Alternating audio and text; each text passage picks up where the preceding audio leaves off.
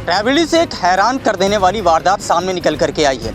एक बेटी ने अपनी मां के साथ मिलकर के अपने पिता को मौत के घाट उतार दिया। वजह जान करके आप भी हैरान रह जाएंगे।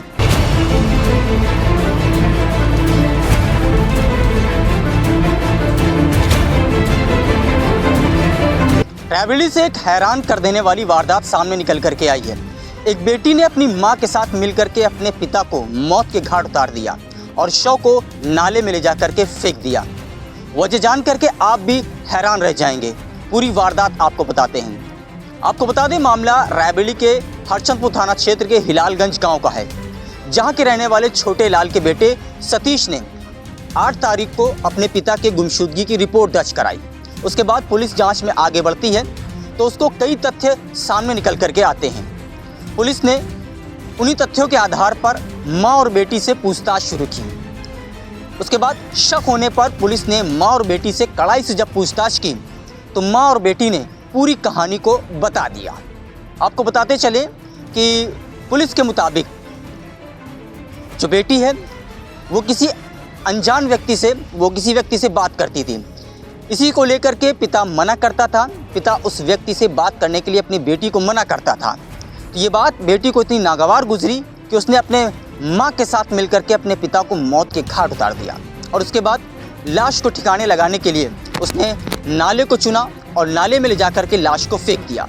उसके बाद पुलिस बताई गई जगह पर जाकर के लाश को तलाश करती है तो वहाँ पर छोटे लाल का शव नहीं बल्कि शप्त विषप्त अवस्था में शव रूपी कंकाल बरामद होता है, जिसको फॉरेंसिक टीम को बुला करके जांच पड़ताल करने के बाद शव रूपी कंकाल को कब्जे में लेकर के पोस्टमार्टम के लिए भेज दिया गया है और आगे की जांच के लिए पुलिस कार्रवाई शुरू कर चुकी है।